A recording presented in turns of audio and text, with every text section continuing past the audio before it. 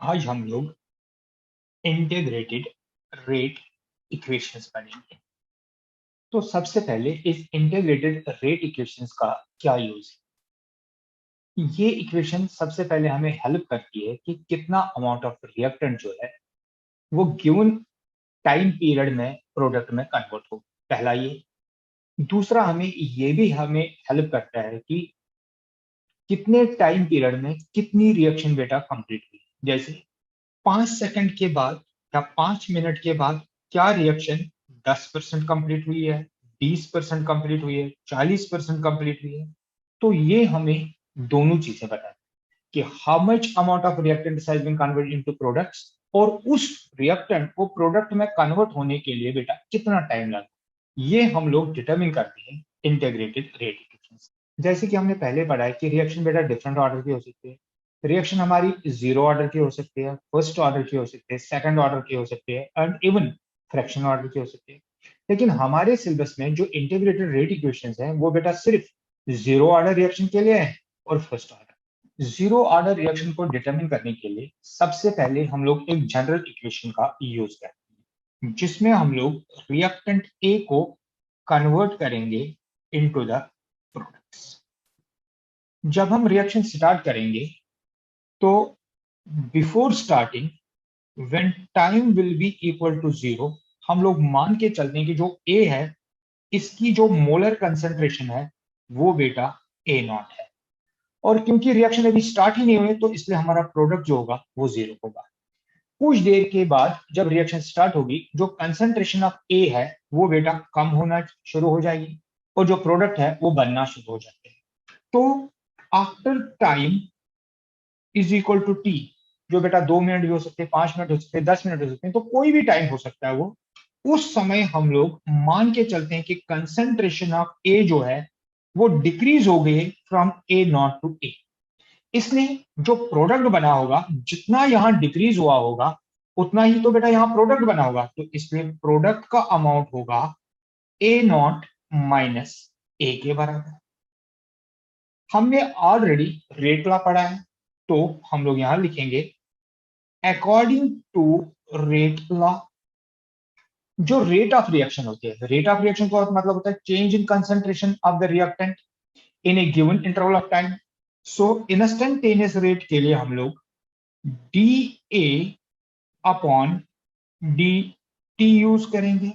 That is directly proportional to molar concentration of reactant at that time. तो इसलिए molar concentration जो है उस जब वो चेंज हुआ होगा तो वो बेटा ए होगा, क्योंकि जब टाइम 0 होगा तो उस समय तो चेंज है ही नहीं। इसलिए हमेशा आपने आफ्टर सम टाइम लिखना है। So that is directly proportional to molar concentration of A raise to a power जो उसके ऑर्डर के बराबर हो। क्योंकि रिएक्शन 0 ऑर्डर है तो इसलिए बेटा यहां पर नॉट लगाएंगे। एक और चीज आपने याद रखना है कि यहां पर जो हमने ये जो नेगेटिव साइन लगाई है, तो इस नेगेटिव साइन का मतलब ये नहीं कि जो रिएक्शन है उसकी रेट नेगेटिव है। इसका मतलब होता है कि जो रिएक्टेंट्स हैं उनकी कंसेंट्रेशन बेटा आहिस्ता आहिस्ता कम हो रही है। इस इक्वेशन को हम लोग फर्दर लिख सकते हैं minus D A upon D T. क्योंकि ये प्रोपोर्शनलिटी, इसको बेटा कांस्टेंट में कन्वर्ट करेंगे तो कांस्टेंट को हम लोग यहां यूज करेंगे k not into A raise power 0, जहां पर जो के नॉट है it is rate constant for 0 order reaction. क्योंकि ए का पावर 0 है तो anything raise power 0 is equal to 1। इसको फर्दर जब हम लोग सॉल्व करेंगे तो हम लोग लिख सकते हैं minus D A upon D T जो होगी that will be equal to k not. यानी कि change in concentration of the reactant जो है वो बेटा एक कांस्टेंट के बराबर होगी। क्योंकि हमें इसकी इंटीग्रेटेड फॉर्म लिखनी है तो इसलिए सबसे पहले हम लोग इसको रीअरेंज करेंगे। तो हम लोग लिखेंगे बाय रीअरेंजमेंट। जब हम लोग इसको रीअरेंज करेंगे तो हम लोग लिख सकते हैं D A will be equal to, इस डी टी को बेटा हम लोग ट्रांसफर करेंगे राइट हैंड साइड में न्यूमरेटर में, और जो लेफ्ट साइड का माइनस है इसको बेटा राइट साइड में ट्रांसफर करेंगे तो माइनस। अब इस इक्वेशन को हम लोग बेटा इंटीग्रेट करेंगे। सो लिखेंगे ऑन इंटीग्रेटिंग बोथ साइड्स, तो इंटीग्रेशन लिखेंगे। तो इंटीग्रेशन की साइन ऐसे हम लोग लिखते हैं बी ए इक्वल टू, जो के नॉट है वो कांस्टेंट है, तो कांस्टेंट को इंटीग्रेशन से बाहर रखेंगे, तो इसलिए इंटीग्रेटिंग डी टी। हमने पढ़ा है जो इंटीग्रेशन ऑफ dx होता है वो बेटा x के बराबर होता है, तो इसलिए जब हम लोग इंटीग्रेशन ऑफ dA लिखेंगे that will be equal to a further equal to minus k not, और dt की इंटीग्रेशन जो होगी वो t के बराबर होगी। साथ में बेटा हम लोग यहां पर एक c इंट्रोड्यूस करेंगे, और c जो है इसको हम लोग लिखते हैं इंटीग्रेशन कांस्टेंट। क्वेश्चन होता है कि ये इंटीग्रेशन कांस्टेंट हम लोग क्यों लिखते हैं? ये इंटीग्रेशन कांस्टेंट हम लोग बेटा तब तक इंट्रोड्यूस करते हैं जब हमें लिमिट्स नहीं पता हो, यानी कि हम लोग कौन सी कंसंट्रेशन के बीच में बेटा कंसंट्रेशन टर्म को इंटीग्रेट करें, और कौन सा टाइम पीरियड वो है जहां पर बेटा हम लोग टाइम को इंटीग्रेट करें। इसलिए किसी भी इक्वेशन में जहां पर आपको लिमिट्स नहीं दिए गए हों वहां पर बेटा हम लोग इस इंटीग्रेशन कांस्टेंट को इंट्रोड्यूस करते हैं।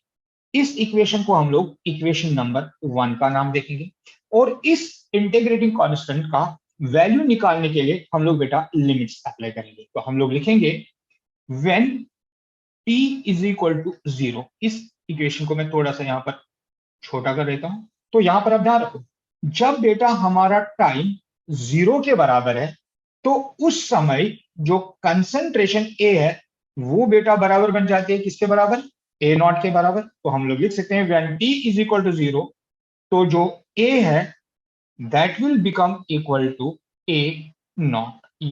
अब हम लोग इस t का और a का वैल्यू जो है इस इक्वेशन 1 में यूज करेंगे। तो हम लोग लिखेंगे using in equation first we get, हमें क्या मिलेगा, a के बदले में बेटा हम लोग a नॉट यूज करेंगे, so will get a not will be equal to minus k not into T का वैल्यू 0 है प्लस बेटा integration constant c, which further implies जो a नॉट होगा वो बेटा c के बराबर, यानी कि जो इंटीग्रेशन कांस्टेंट है उसका वैल्यू बेटा a नॉट है, और a नॉट हमारा क्या है, a नॉट हमारा इनिशियल कंसंट्रेशन।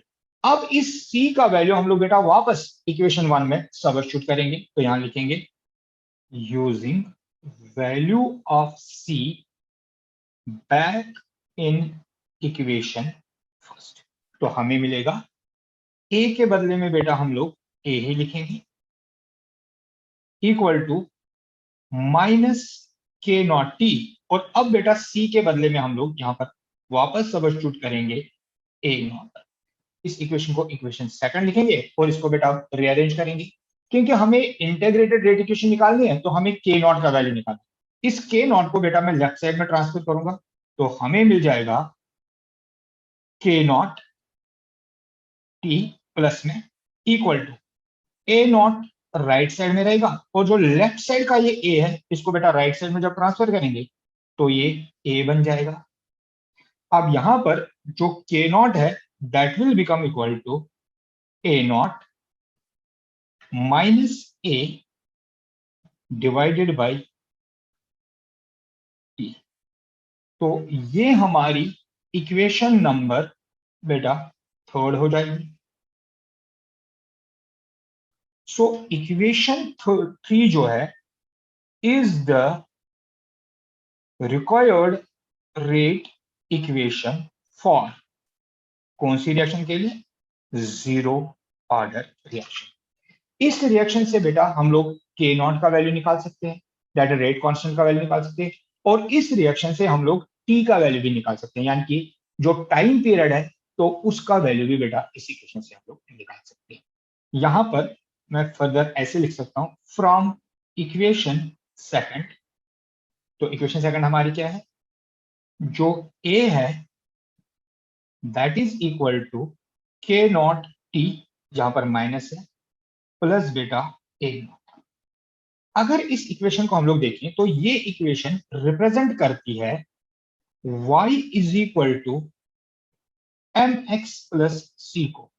जो ये y is equal to M X plus C है, इस इक्वेशन को हम लोग इक्वेशन ऑफ स्ट्रेट लाइन या इक्वेशन ऑफ लीनियर इक्वेशन कहा जाता है। जो ये इक्वेशन ऑफ स्ट्रेट लाइन है, इसमें y जो है ये रिप्रेजेंट करता है बेटा y एक्सिस को,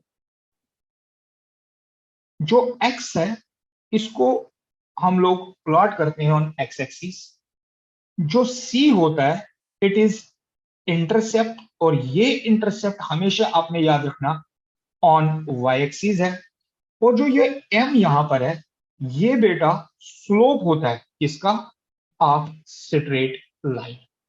इस इक्वेशन में अगर हम लोग यहां पर देखें तो जो y है वो रिप्रेजेंट करता है बेटा a को, यानी कि कंसंट्रेशन को रिप्रेजेंट करता है, जो x है वो रिप्रेजेंट करता है बेटा t को, यानी कि वो टाइम को रिप्रेजेंट करता है, जो m है वो बेटा रेट कांस्टेंट को रिप्रेजेंट करता है, यानी कि वो हमें स्लोप देगा, और जो c है वो बेटा इनिशियल कंसंट्रेशन को रिप्रेजेंट करता है।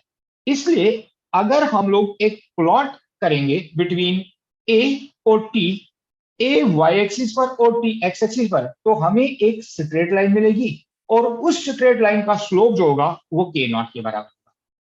लेकिन आपको याद रखना होगा जो स्लोप हमें वो बेटा हमें इंक्रीजिंग ऑर्डर में भी मिल सकता है, और जो स्लोप है वो हमें डिक्रीजिंग में भी मिल सकता है। यहां पर आपने याद रखना क्योंकि k नेगेटिव है तो इसलिए बेटा जो स्लोप ऑफ द लाइन होगा वो डाउनवर्ड स्लोप होगा। तो यहां पर बेटा जब हम लोग इसका स्लोप करेंगे तो एक्स एक्सिस जो यहां पर है उस पर हम लोग टाइम को रिप्रेजेंट करेंगे, और वाई एक्सिस पर बेटा हम लोग कंसंट्रेशन को रिप्रेजेंट करेंगे। यहां पर जो लाइन होगी वो एक स्ट्रेट लाइन होगी क्योंकि this is an equation of straight line, और इस लाइन का स्लोप जो होगा वो हम लोग इस तरह से डिटरमिन कर सकते हैं। हम लोग यहाँ पर एक परपेंडिकुलर लाइन ड्रा करेंगे, और यहां से बेटा एक और परपेंडिकुलर लाइन ड्रा करेंगे, तो ये बेटा हमें स्लोप देगा। इस लाइन में आपको ध्यान रखना कि जो स्लोप होगा that will be equal to tan theta, और tan थीटा बराबर होता है बेटा परपेंडिकुलर बटा बेस। तो इस लाइन में जो हमारा स्लोप होगा वो फर्दर बराबर होगा माइनस के नॉट की। नाउ स्लोप हम लोग कैसे डिटरमिन करेंगे, यहां से हम लोग एक लाइन ड्रा करेंगे ऑन y एक्सिस, और यहां से भी बेटा लाइन ड्रा करेंगे y एक्सिस। जो ये पॉइंट है ये हमारा y1 रिप्रेजेंट करेगा, और ये पॉइंट जो है ये हमारा y2 रिप्रेजेंट करेगा। सिमिलरली अगर हम लोग यहां पर x एक्सिस पर एक लाइन ड्रा करेंगे तो ये रिप्रेजेंट करेगा x1, और ये पॉइंट जो यहां पर है ये पॉइंट बेटा यहां पर ये रिप्रेजेंट करेगा x2। तो स्लोप हमेशा बराबर होगा परपेंडिकुलर में जो चेंज आएगी डिवाइड बाय जो बेस में चेंज, तो परपेंडिकुलर में जो चेंज है that is equal to y2 minus y1 divided by बेटा x2 माइनस x1, और ये हमें देगा equal to k not minus, so which implies k naught will be equal to minus of y2 minus y1 divided by x2 minus x1। तो इस तरह से इस इक्वेशन का स्लोप बेटा हमें यहां से मिल सकता है। इसी में बेटा एक और सब टॉपिक है जिसको हम लोग कहते हैं half life period. Half life period को हम लोग HLP से डिजिग्नेट करते हैं, और इसको बेटा हम लोग T.05 भी लिखते हैं, इसको हम लोग T1/2 भी लिखते हैं, और इसको बेटा हम लोग T50% भी लिखते हैं। अब ये हाफ लाइफ पीरियड होता क्या है, हाफ लाइफ पीरियड बेसिकली वो टाइम है जब आधी रिएक्शन कंप्लीट हो जाए। तो इसका मीनिंग क्या हुआ, इसका मीनिंग हुआ time during which concentration of reactant is reduced to half of its initial concentration। यानी कि वो टाइम जब तक जो हमने स्टार्ट की थी कंसेंट्रेशन वो आधी रह जाए उसको बेटा हाफ लाइफ पीरियड कहते हैं। तो हम लोग लिख सकते हैं व्हेन टाइम जो होगा वो टी हाफ हो जाएगा, तो हमारी कंसंट्रेशन जो ए है वो उस समय इनिशियल कंसंट्रेशन को आधा होना चाहिए, यानी कि इनिशियल कंसंट्रेशन जिसको हम लोग ए नॉट से रिप्रेजेंट करते हैं उसका आधा। अब बेटा इस टी का वैल्यू और इस ए का वैल्यू हम लोग इस इक्वेशन नंबर 3 में यूज करेंगे। तो यहां पर हम लोग लिखेंगे यूजिंग इन इक्वेशन 3। तो जब हम इक्वेशन 3 में यूज करेंगे तो k not will become equal to A not, तो ए नॉट ही रहेगा, लेकिन जो ये ए है that will become equal to A not by 2 1 upon T half. इस इक्वेशन को जब बेटा हम लोग फर्दर सॉल्व करते हैं तो हमें इक्वेशन मिलती है k not will be equal to, तो बेटा ये बन जाएगा twice of A not minus A not divided by 2 into T half. So which further implies, क्योंकि हमने हाफ लाइफ पीरियड के लिए करना है तो मैं टी हाफ को बेटा लेफ्ट साइड में ट्रांसफर करूंगा, तो T half will be equal to, दो में से एक ए को निकालेंगे तो वो एक ए रह जाएगा, ए नॉट डिवाइडेड बाई 2 तो यहीं पर था, जो के नॉट यहां पर है, तो बेटा जब हम लोग इसको राइट साइड में ले जाएंगे तो यहाँ ये न्यूमरेटर में, तो यहां पर ये डिनोमिनेटर में आ जाएगा। तो जो ये इक्वेशन है दैट इज इक्वेशन नंबर 4, जिसको हम लोग लिख सकते हैं इक्वेशन नंबर 4 रिक्वायर्ड इक्वेशन है for half life period of the zero order reaction. Further अगर हम लोग इस इक्वेशन को देखेंगे तो इस इक्वेशन के हिसाब से जो टी हाफ है number 1 that is directly proportional to A not, ये पहला वाला, और नंबर सेकंड बेटा जो टी हाफ है that is inversely proportional to k not. तो इन दोनों का लिटरल मीनिंग क्या होता है, इसका मतलब होगा अगर इनिशियल कंसंट्रेशन को बेटा इंक्रीज करेंगे तो हाफ लाइफ पीरियड भी बढ़ जाएगा, जितनी ज्यादा इनिशियल कंसंट्रेशन उतना हाफ लाइफ पीरियड ज्यादा। लेकिन उसके अगेंस्ट अगर बेटा रेट ऑफ रिएक्शन ज्यादा है तो उसका मतलब हाफ लाइफ पीरियड कम। अगर हाफ लाइफ पीरियड ज्यादा है तो रेट ऑफ रिएक्शन जो है वो बेटा स्लो है, और इसका उल्टा यानी कि वाइस वर्सा। इसके साथ हमारा आज का सेशन हम लोग यहीं पर कंप्लीट कर लेते हैं, और हमारे नेक्स्ट सेशन में हम लोग integrated rate equation for first order reaction बेटा डिटरमाइन करेंगे। Thank you, have a nice time.